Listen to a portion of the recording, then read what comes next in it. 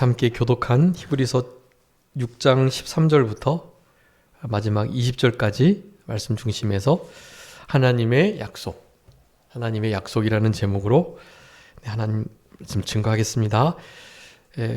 우리 하나님께서 우리들에게 약속하신 너무나 분명하고 확실한 약속, 그것은 결론적으로 메시아 그리스도를 보내주실 거고, 그가 우리들에게 온전하고 완벽한, 그리고 단번에 온전하고 완벽한 영원한 제사를 드리게 해주심으로 우리의 구원을 이루시겠다는 약속. 그 약속을 우리들에게 하고 계시고, 그것을 이제 오늘 본문은 우리 아브라함에게 하신 것으로 말씀하고 있는데, 이제 아브라함을 비롯한 여러 족장들, 아브라함 전에는 언약이 두 번 정도 나오는데, 그것은 우리 창세기에 나오는 바로 행위 언약입니다. 행위 언약. 노아, 그러니까 아담과 하와를 만드시고 난 다음에 그에게 처음 약속을 해주셨어요. 근데 그 약속은 행위 언약입니다. 행위 언약. 에덴 동산에 있는 모든 나무들을 잘 다스리고, 또 동물들도 잘 다스리면서 번육하고 번성하고 생육하도록 그렇게 다스리는, 그리고 그 땅을 잘 가꾸는, 보살피는 일을 하게 하셨는데요. 음식을 이제 고기 말고 그 실과 열매들을 마음껏 먹을 수 있도록 하셨어요. 그런데 그 에덴이라는 곳 동산의 중앙에 선악을 알게 하는 나무, 그리고 생명나무, 이 두 나무가 서 있었는데, 그 나무의 열매를 따먹기 전에 일이 발생했는데, 그 나무 중에 하나인 선악을 알게 하는 나무, 그 과실을 우리 하나님께서 먹지 말아라, 그렇게 명령하셨어요. 그러니까 그 명령을 지키면 그 에덴의 동산, 그 천국과 같은 그곳이 영원토록 계속되는 거예요. 주님께서 맡겨주신 사명을 감당하면서 주님과 친밀하게 교통하고 교제하면서요.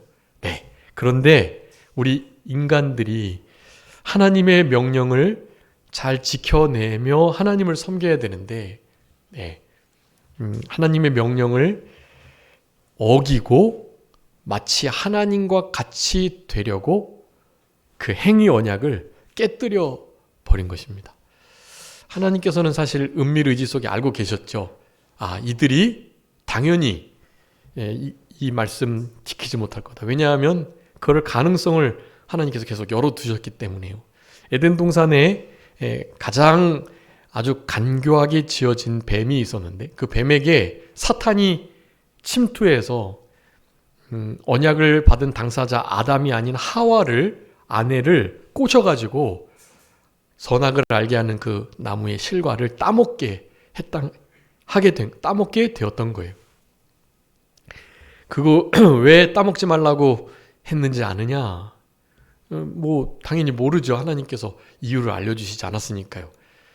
단지 다른 건 다 먹되 동산 중앙에 있는 선악을 알게 하는 나무, 저 과실, 저것만은 먹지 말아라. 만약에 그거 먹게 되면 어떻게 된다? 정령 죽을 거니까, 저거 먹으면 죽게 되니까 저것만은 먹지 마라, 그렇게 명령을 하셨는데, 그것을 먹게 하지 말라 하신 이유가 뭔지 아느냐라고 물으면서, 만약에 저거 먹지 절대로 죽지 않는다, 하나님과 같이 될까봐 못 먹게 하신 거다. 저거 먹어도 너 안 죽고 하나님과 같이 돼가지고 영원토록 살고 그런 명령에 매여서 살지 않아도 된다. 이런 식의 꾀임에 우리 하와가 넘어가게 된 거예요.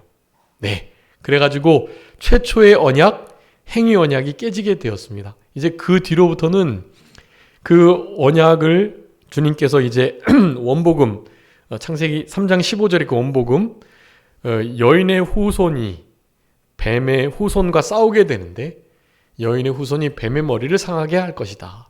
그 대신 뱀은 여인의 후손의 뒤꿈치를 물어가지고 그 여인의 후손을 죽게 할 것이다. 네. 그것이 최초의 복음이 그게 복음. 그리고 계속해서 수치를 나뭇가지로 엮어서 가리우고 있는데 나뭇가지 한계가 있으니까 가축을 잡아가지고 가죽 옷을 입혀주셨다. 그 가죽이 우리에게 오기 위해서는 어떠한 동물이 피를 흘려서 죽어지고 가죽이 벗겨져야 되는 그런 큰 희생이 있어야 가죽이 옷으로 지어질 수 있었던 것처럼 여인의 후손 우리 예수 그리스도 그 죽어진 가죽을 허락한 그 가축은 또한 예수 그리스도, 유월절 어린 양 되시는 예수 그리스도, 그 예수 그리스도를 의미한다고 하겠습니다. 그때 이후로부터는 이제 하나님께서 더 이상 행위 언약을 맺지 않으세요.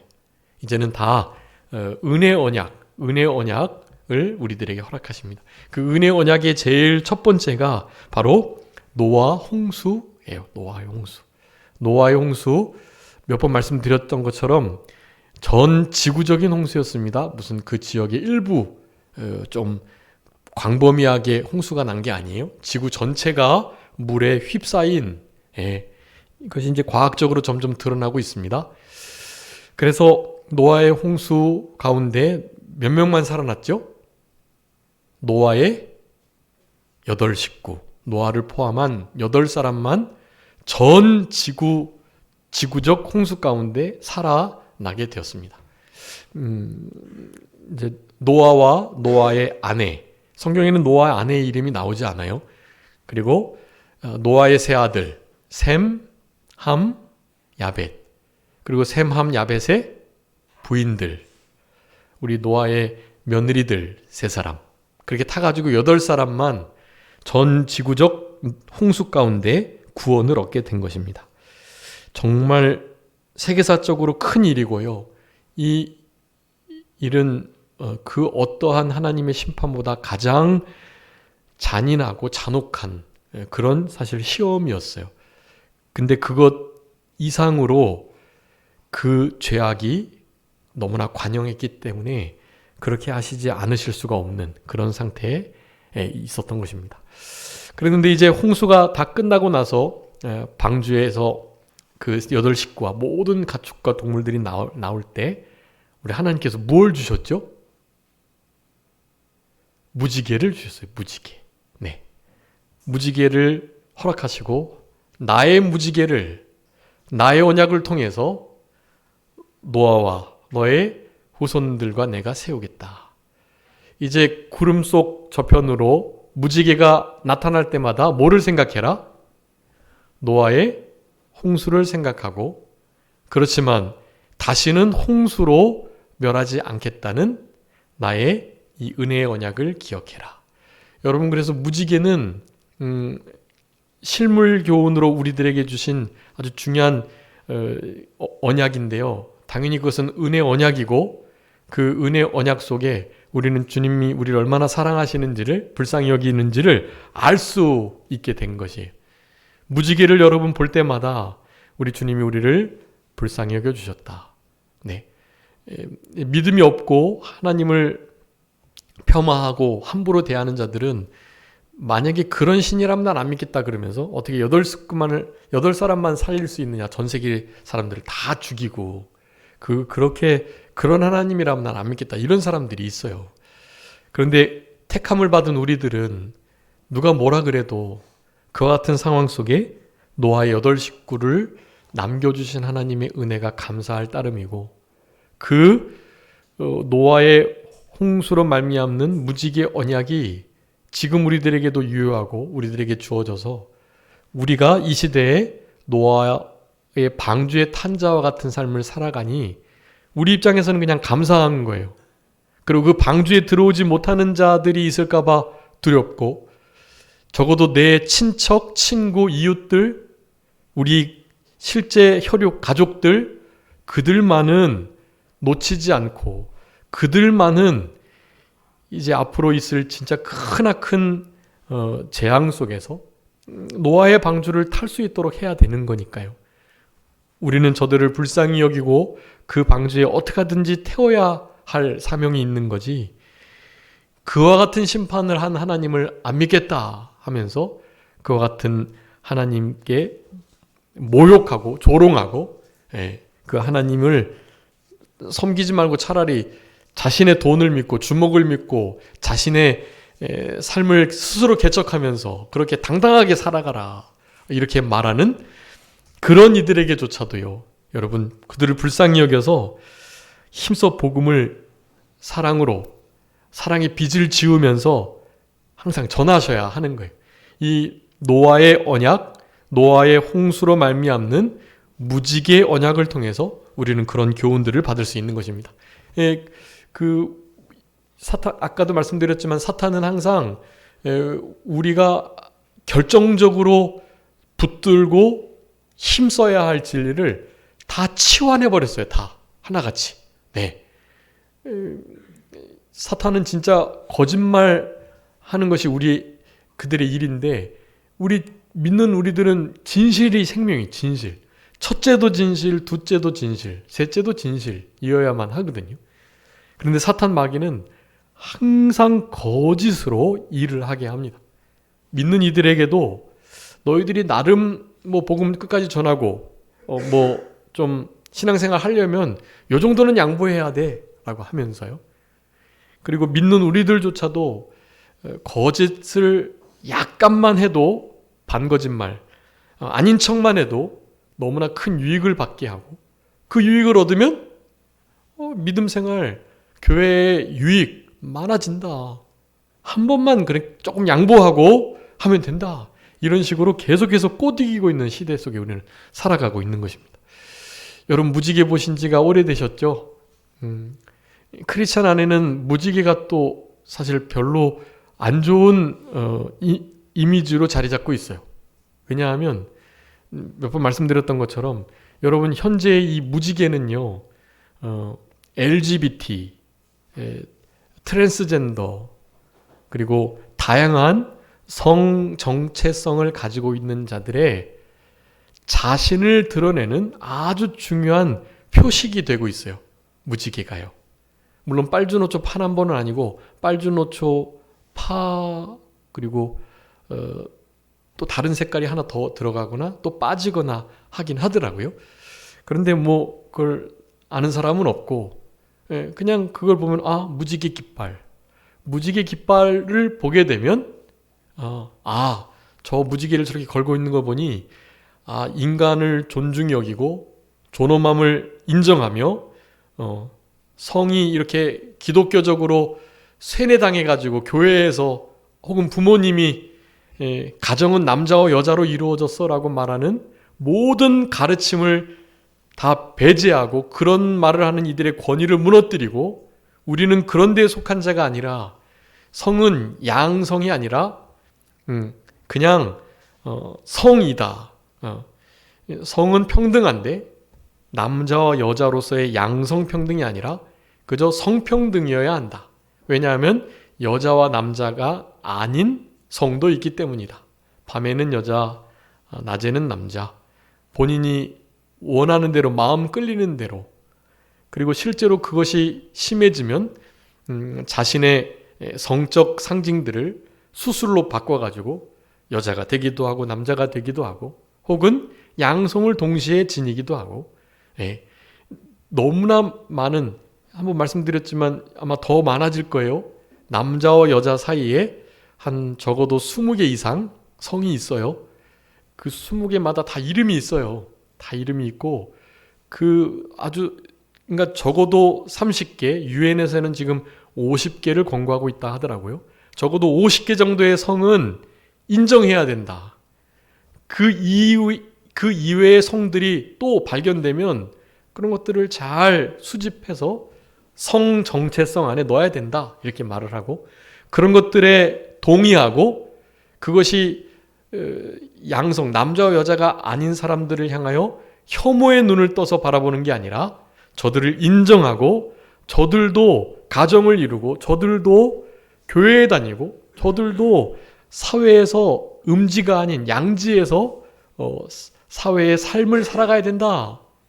자신의 좀 중간적 정체성을 나타내는 것이 더 이상 안 좋은 일, 나쁜 일, 그것으로 인하여 차별을 받는 일이 없어야 된다라고 생각하는 사람들이 무지개를 거는 거예요. 네, 무지개 깃발을 거는 것입니다. 여러분 카톡이나 페이스북이나 트위터나 이런 데에 무지개 깃발 이렇게 걸려있는 이들이 있을 거예요.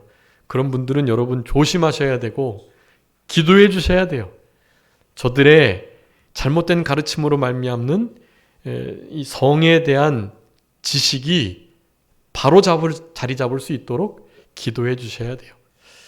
우리나라에도 이제 여자 부부가 이렇게 시험관을 통해서 아이를 갖고 이제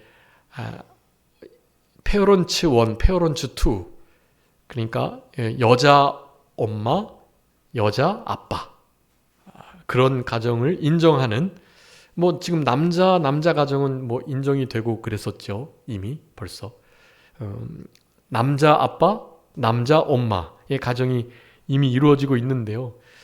이제 여자 엄마, 여자 아빠의 가정도 나타나게 될 것입니다.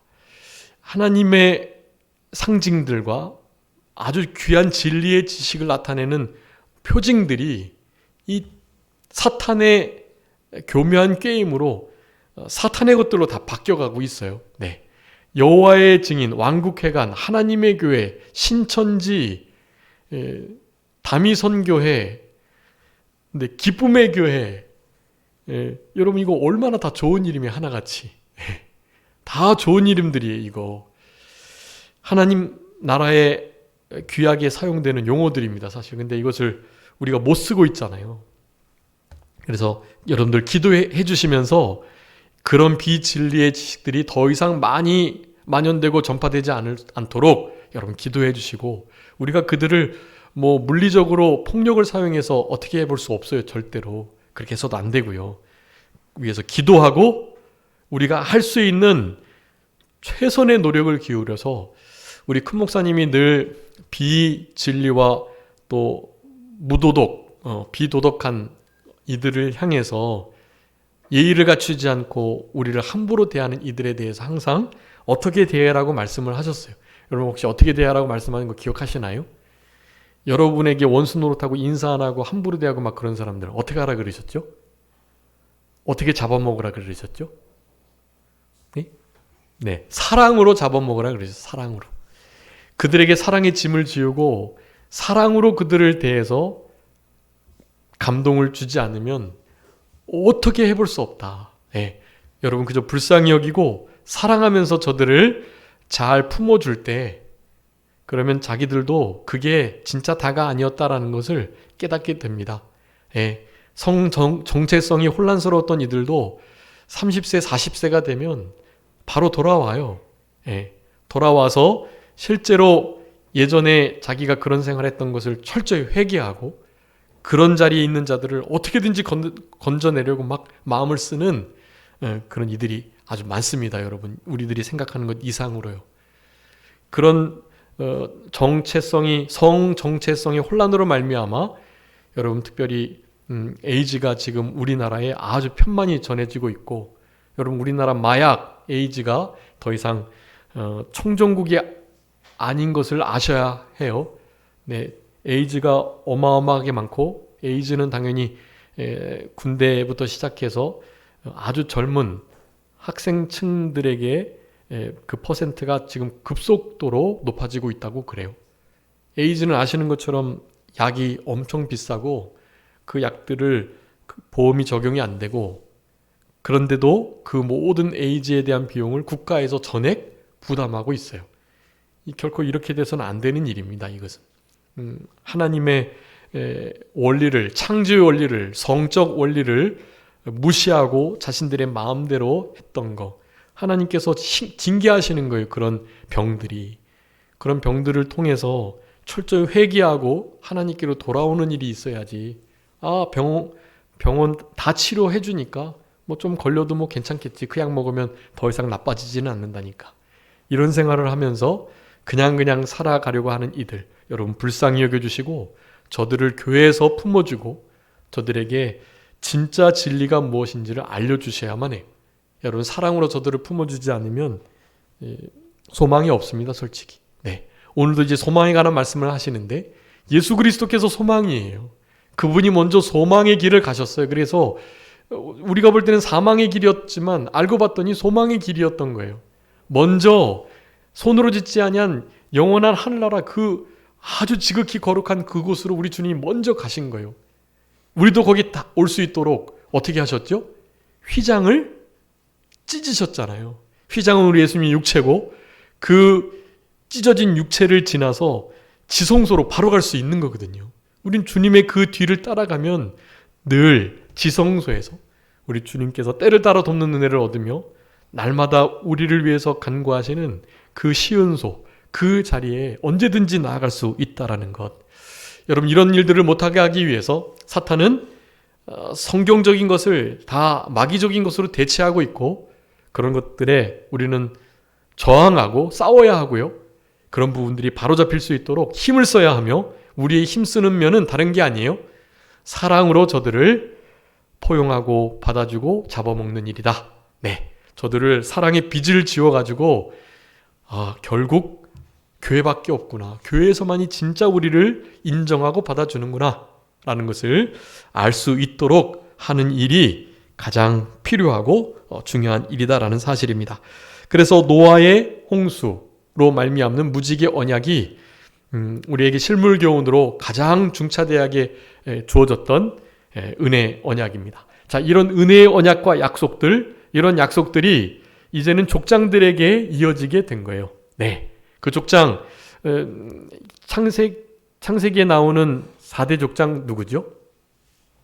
아브라함과 이삭과 야곱. 네, 아브라함과 이삭과 야곱 그리고 요셉까지. 네, 야곱의 아들인데 우리 요셉이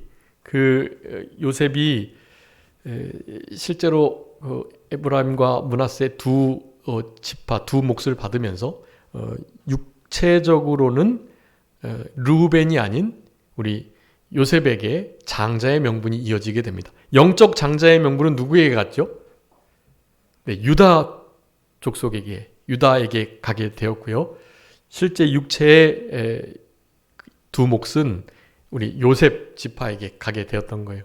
요셉이 마지막 우리 야곱과 그 70인 가족들을 다 먹여 살리는 그 일을 통해서 우리 애굽에서 생활하게 되었고 애굽에서 400년이 지난 후에 이제 나오게 되는데 그 이방 민족에게 잡혔다가 4대 만에 나오게 될 것이라는 약속도 우리 아브라함에게 이미 주어진 거예요. 그런데 아브라함과 이삭, 야곱을 지나 요셉의 때에 우리 레위 족속 중에 모세를 통해서 그렇게 애굽에서 나오게 되는 구원의 역사가 있게 되었던 거죠. 그런 것들이 다 이 약속, 족장들에게 하신 약속 가운데 다 들어있는 거고요. 자, 오늘 본문에 의하면 특별히 이제 아브라함에 대한 약속, 아브라함 족장에게 대한 우리 하나님의 신실하시고 너무나 분명하신 약속에 대해서 말씀하는 거예요. 자, 이 약속은 결국 우리 예수 그리스도를 통해서 이루어졌다라는 것을 지금 말하는 거예요. 자, 그 예수 그리스도는 레위도 아니고 다른 지파도 아니고 요셉 지파도 아니고 누구의 반차를 따라서요? 멜기세덱의 반차를 따라서요. 혈통적으로는 유대 족속 출신이긴 하지만 영적으로는 이미 우리 지난 시간에 살펴봤던 시편 110편이나 이미 하나님께서 말씀해 주셨던 그 처음과 끝이 없는 그 결이 너무나 다른 진짜 온전한 대제사장이 일어나게 될 것이다. 그분이 바로 예수 그리스도이시고 그 예수 그리스도를 멜기세덱의 반차를 따라서 일어나시는 참된 구원자 메시아인 것을 지금 증거하고 있는 거예요. 그 예수님을 떠나려고 하니까요. 이 히브리서를 받고 있는 이들이요. 유대교로 다시 돌아가려고 하고 믿음의 도의 초보를 계속 버리려고 하고 그 털을 막 다시 닦으려고 하고 그런 일이 있으니까요. 네. 그리고 그런 은혜를 받고서도 이를테면 한 번 빛을 받고 하나님의 선한 말씀의 능력과 내세의 능력에도 참여하고 말이죠. 성령에도 참여하고 하늘의 은사도 맛보고 이랬는데도 불구하고 타락을 하게 되는 경우가 있었다는 것. 지난 시간에 우리가 살펴본 것입니다. 자, 거기서 타락한 자, 그 사람이 믿는 자이냐 믿지 않는 자가 중요하지 않았다고 그랬어요. 믿는 자이든 믿지 않는 자이든 실제로 그렇게 타락할 수 있다. 진짜 믿는 사람이 예수님을 부인하는 타락을 할 수 있느냐? 교리적 타락을 하면 그럴 수도 있다라는 거예요. 그게. 진짜 예수님을 제가 믿었어요. 그래서 생명책에 제 이름이 기록됐어요. 그런데 신앙생활 하다 보니까 조금 신앙생활을 등한시 했는데, 아니면 신앙생활 열심히 하려고 그러는데 목사님이 말씀을 제대로 안 가리키고 왠지 다른 선교사님, 다른 교회에서 되게 좋은 목사님이 왔다 그래가지고 거기 갔는데 너무 성경에서 성경으로 말씀을 막 가르치고 너무 좋은 거예요. 그래가지고 거기 계속 가다 보니까 전제는 그 사람이 진짜 믿은 사람이라는 거예요. 진짜 믿었지만 교회에서 제대로 가르침을 못 받았다든가, 그리고 신앙생활을 조금 등한시해서 충분히 미혹받을 수 있단 말이에요.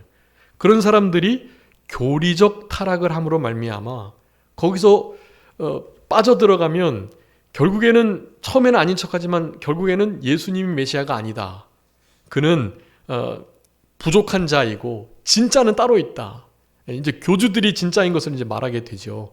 그러면 그런 루트를 통해서 실제로 예수님이 하나님이 아니시구나, 좋은 선지자에 불과했구나라고 생각을 실제로 할 수 있어요.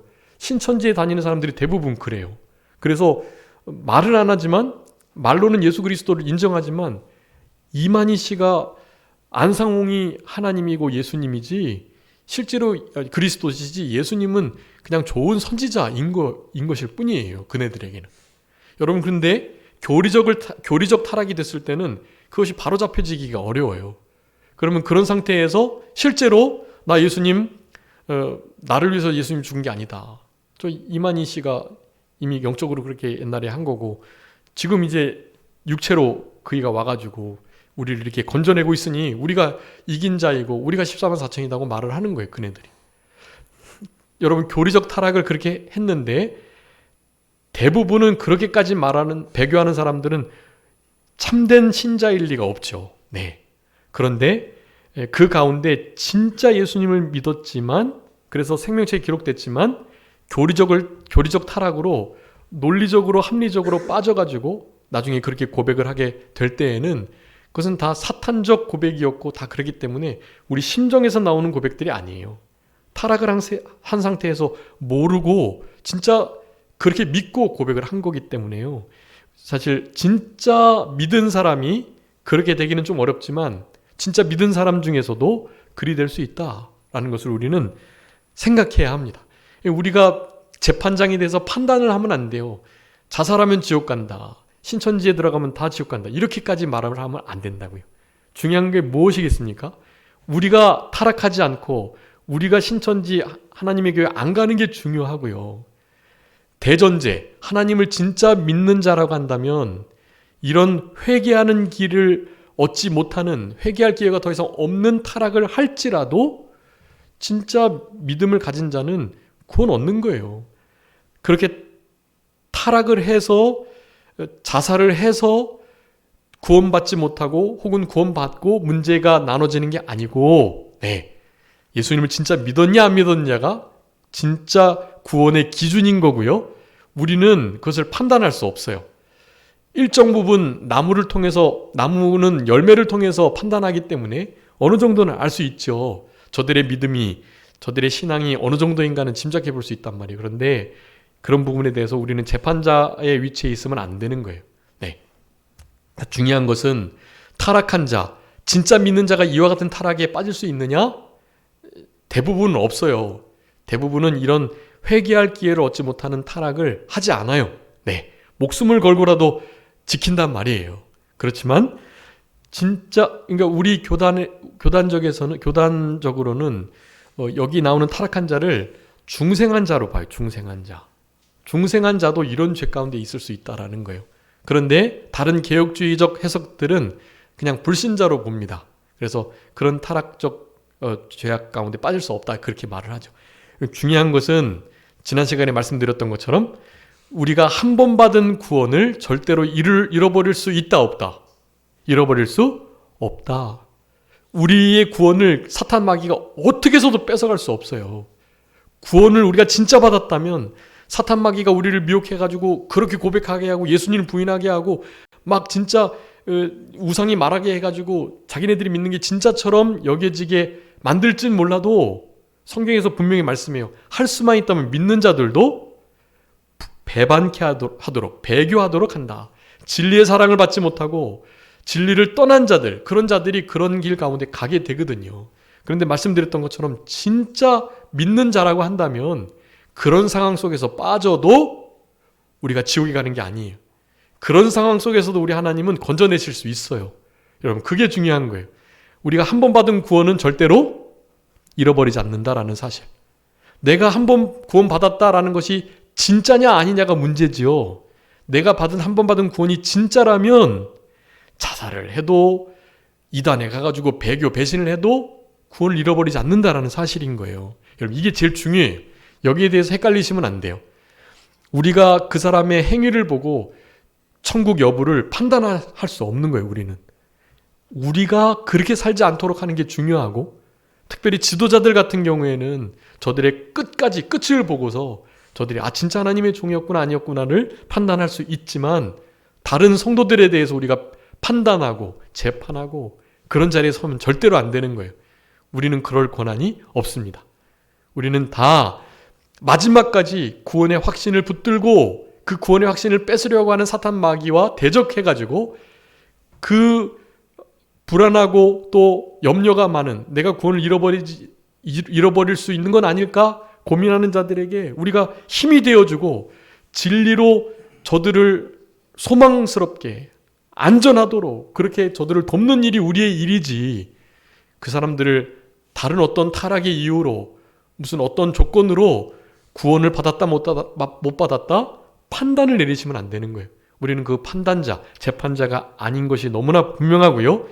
우리가 받은 구원을 늘 확신하고 확인하면서 내 안에 그리스도께서 계신가, 내 안에 성령님이 역사하시는가, 내가 진짜 믿는 하나님의 사람이 맞는가, 이런 것들을 늘 점검하시면서 생명책에 내 이름이 기록되어 있어도 그런 점검의 삶이 필요한 거예요. 내가 진짜 예수님을 믿은 사람이 맞나?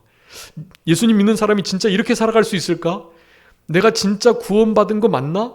이런 것을 의심이 아니라 의문을 가지시고 살아가시는 거예요. 의문을 가지시고. 그 의문을 날마다 해소하면서 그 의문이 들 때마다 더욱더 주님을 가까이 하면서 구원의 확신을 가지고 감사하며 살아가는 게 중요한 거예요. 이런 것을 가지고 이 타락한 자가 믿는 자이니 아니니, 뭐 자살을 했으면, 예수님을 부인했으면 뭐 구원을 받느니 못 받느니, 이런 부분을 우리가 생각할 게 아니라는 거예요.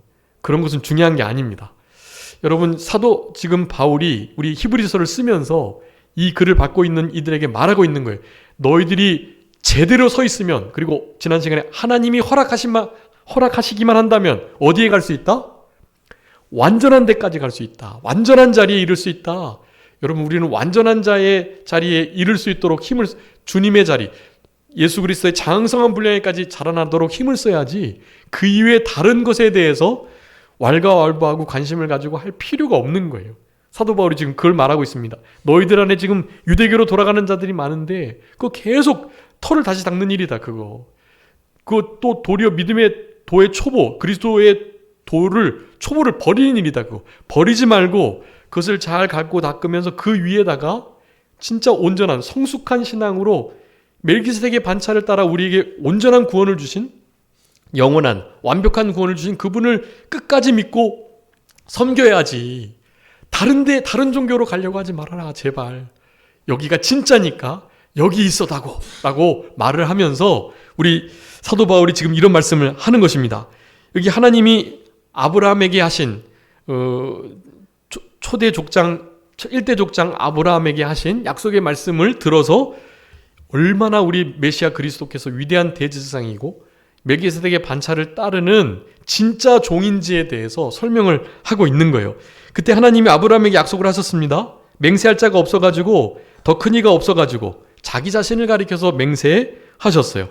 내가 반드시 너를 복주고 복주겠다. 버리지 않겠다. 너를 떠나지 않겠다. 창세기 22장 16절에 말씀했어요. 여러분, 이 번성하고 복주시는 이 일, 여러분 여기에 번성과 복은 나중에 제가 이제 우리 홈페이지에다가 이 아브라함, 이삭, 야곱에게 하셨던 약속들은 크게 세 가지입니다. 여러분 가장 중요한 게 땅을 주시겠다 그런 거예요. 땅. 약속의 땅을 주시겠다는 거예요. 그리고 그 땅에 거할 수 있는 누가? 자손들이 많아지게 하겠다. 네. 그리고 마지막은요. 내가 너를 떠나지 않고 항상 함께하면서 너의 하나님이 되어주겠고, 그리고요. 너의 후손의 하나님이 되어주시겠다라고 하셨던 거예요. 이게 제일 중요한 약속입니다. 이게. 하나님이 우리를 떠나지 않고 우리의 하나님, 우리 후손의 하나님이 되어주시겠다. 자손이 많아지겠다고 했던 건요. 하늘의 별과 같이, 바다의 모래와 같이, 땅의 티끌과 같이 많아지겠다고 하셨거든요. 근데 거기 자손들이 아니라 자손이 많아지게 하겠다고 단수를 쓰고 있어요. 그 많은 이스라엘의 후손 가운데 누가 나시겠다? 네, 메시아, 그리스도께서 오시겠다라는 거예요. 자손이 많아지겠다는 것은요. 그 자손들이 많아진 가운데 예수 그리스도께서 나시고 그 예수 그리스도를 믿는 아브라함의 후손들이 또한 많아지게 될 것을 약속하는 그 언약의 말씀인 거예요, 이게. 그러면서 제일 또 중요한 땅을 주시겠다고 하셨던 거예요. 여러분 이때 당시에 땅을 준다는 것은 나라를 세우겠다는 얘기인데, 여러분 나라를 세우려면 진짜 좋은 자리를 줘야지. 여러분 이 가나안 땅이요, 지금 팔레스타인 지역에 있는 이스라엘, 그 가나안 땅이 여러분 아시죠? 얼마나 그 요충지인지요. 거기는 사실 길목이에요. 그런 길목에 나라를 세우면 안 돼요. 나라는 안전한 곳, 누가 이렇게 잘 지나가지 않는 곳, 그런 곳에다가 딱 나라를 든든히 세워야지. 그 길목에다가 나라를 세우면 그거는 늘 공격당하고 전쟁이 날 수밖에 없는 자리란 말이에요. 그 자리는. 그 유럽에서, 중앙아시아에서, 아프리카에서 거기가 정말 길목. 그런데 하나님이 거기다가 땅을 주시겠다 하시는 거예요. 그 가나안 땅, 그 팔레스타인 지역을 여러분이 지도로 보시면 누군가가 나라를 세운다면 적어도 세우지 않아야 할 자리, 거기다가 세우는 거예요. 나라를. 그게 무슨 뜻입니까? 나라를 누가 세우겠다? 하나님이신 우리 창조자 하나님이 세워주시겠다는 거예요. 너희가 내 말을 잘 들으면 내가 너의 나라를 보호하겠다. 아무도 이 땅을 침범하지 못하게 하겠다. 그런데 내 말을 듣지 않으면 어떻게 되겠어요? 하나님의 말을 듣지 않으면 마구마구 쳐들어오는 거예요. 그래서 결국엔 우리 이스라엘이, 남쪽 유다가 북쪽 이스라엘이 아수르와 바벨론에게, 로마에게, 그리스에게 그렇게 계속해서 점령을 당하고 나라를 2000년 이상 잃고 있었던 것입니다, 사실은.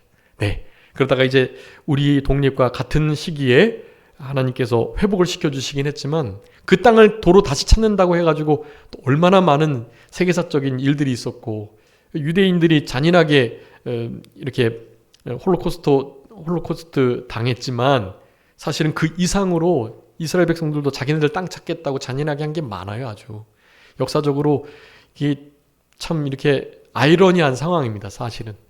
팔레스타인 지역 들어가기 전의 상황도 그렇고, 팔레스타인 들어갔다가 다시 땅을 뺏겼다가 다시 찾는 것도 그렇고, 네 땅 내 땅이 어디 있어요. 그걸 그렇게 주장하면 안 됩니다. 원주민들이 중요한 거고, 하나님께서 역사 속에서 그 땅을 징계해야 하시니까, 가나안 땅 들어갈 때는 히브리 이 가나안 7족속들이 너무나 큰 죄악 가운데 있었던 거예요. 하나님이 심판하신 거예요. 징계하시고. 네.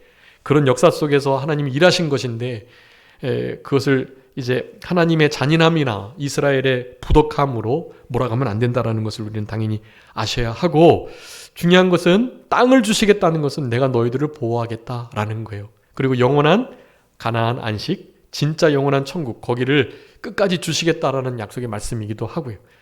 결국 이런 모든 것을 통해서 내가 너희들을 통해서 복의 근원이 되게 하시겠다. 이런 중요한 네 가지 약속을 우리에게 허락하셨어요. 근데 그 중에 가장 중요한 게 뭐라고요?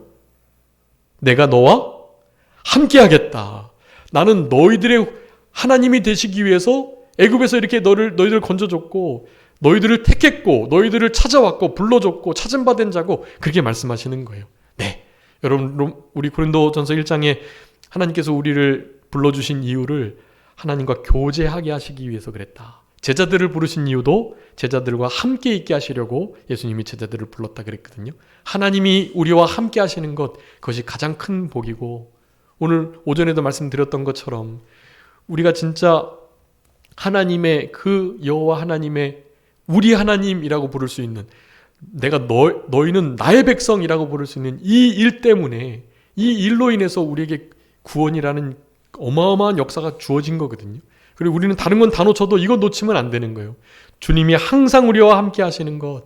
네, 우리 사무엘하 지금 하고 있지만 맥체인 지난 토요일 날 말씀드렸는데, 여러분 다윗이 사울의 집과 달리 점점 강해지는 것은 뭐 때문이었어요? 항상 하나님이 다윗과 함께 있기 때문이에요. 그래서 어디를 가든지 이기게 하셨고요.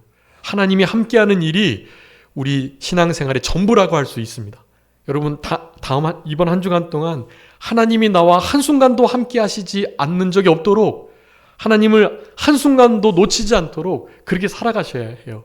여러분 그것이 우리를 향하여 영원한 닷 같은, 그래 든든해서 예수님의 육체의 휘장인 그 휘장이 찢어짐으로 의롭고 좋은 살 길, 산 길이 열려진 그 길을 늘 통과하는, 그래서 지성소에 나아가는 참된 성도의 삶이다라는 거예요. 우리 주님을 잊어버리지 않고 주님과 늘 동행하는 것, 그것이 우리 히브리서를 통해서 우리 사도 바울이 간절하게 요구하는 거예요. 제발 임마누엘 되시는 하나님, 그분을 떠나지 말아라. 그분이 너희들과 함께하려고 이 땅에 오셨고 구원을 허락해 주신 거다. 그 은혜의 보좌 앞에 시온소, 그 시은소, 속죄소 가운데로 늘 나아갈 수 있도록 그렇게 힘을 쓰는 우리들이 되라라고 우리에게 교훈해 주고 계시는 것입니다. 여러분 로마서 15장 한번 읽어봐 주세요. 로마서 15장 4절. 로마서 15장 4절. 무엇이든지 전에 기록된 바는 우리의 교훈을 위하여 기록된 것이니 우리로 하여금 인내로 또는 성경의 위로로 소망을 가지게 함이니라. 아멘. 여러분 우리에게 성경이 주어진 이유가 인내하기 위해서, 인내케 하기 위해서요. 그리고 성경의 위로, 안위로라고 기억은 되어 있는데 안위로 소망을 가지게 하기 위함이다. 여러분 성경은 진리고 진리는 예수님, 성령님이시거든요. 성령님, 예수님, 하나님이신 하나님의 말씀을 가지고 우리가 늘 하나님과 동행하는 삶을 살아가는 것이 우리의 소망이 된다는 거예요. 여러분 이런 소망을 가지시고 한순간도 주님의 말씀, 주님과 떨어지지 않고 살아가셔야 돼. 그냥 살아가면 놓치십니다. 어떻게 살아가야 된다 그랬죠? 입으로 계속해서 암송하시고 성경을 되뇌이시고 찬송하시고 그렇게 하셔야 돼요. 여러분 한번 해보세요.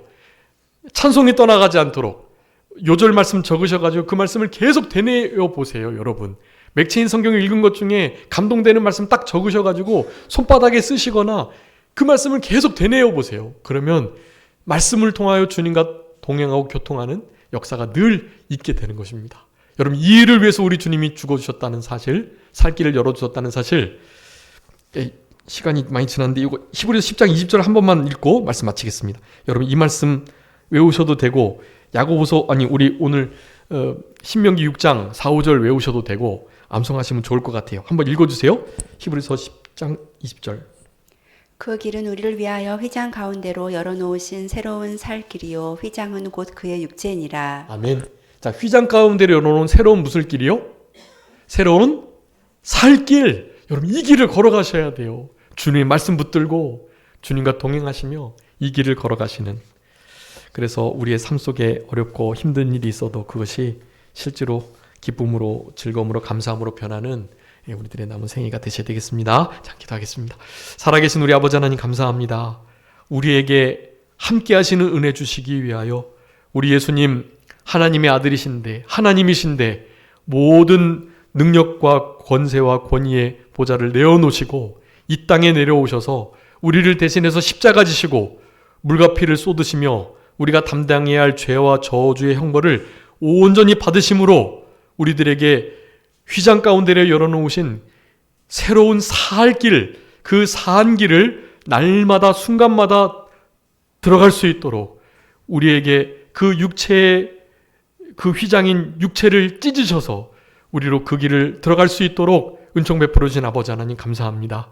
이와 같은 말씀을 늘 되새김질하며 마음에 새기게 하여 주시고 이 말씀을 통해서 우리 주님을 가까이 하는, 주님과 교통하면서 이 은혜의 보좌 앞에 순간순간 들어갈 수 있는 우리들의 남은 생애가 될 수 있도록 아버지 하나님 은혜 베풀어 주시고, 우리에게 하신 이 위대하신 약속, 이 약속의 말씀을 주님께서 변함없이 지켜가시는 것처럼 우리도 그 약속 밖으로 나가지 않고 그 약속 말씀에 감사하며 우리도 그 약속 말씀대로의 삶을 남은 때에 살아갈 수 있도록 우리 아버지 하나님께서 은혜를 베풀어 주시고 도와주시기를 간절히 바라옵고, 거룩하고 복된 주의 날 남은 시간도 우리 주님을 위해서 온전히 주와 함께하며 주 앞에서 주님과 교통하며 살아갈 수 있는 그런 복된 하루가 될 수 있도록 하나님 은혜 베풀어 주옵소서. 한 주간 동안 승리하며 특별히 우리가 기도해야 할 기도 제목 가지고 힘써 하나님께 아뢰 수 있는 우리들 되게 해주시기를 간절히 바라옵고, 모든 것 주님께 맡기오며 살아계신 예수 그리스도의 이름으로 기도 올리옵나이다. 아멘.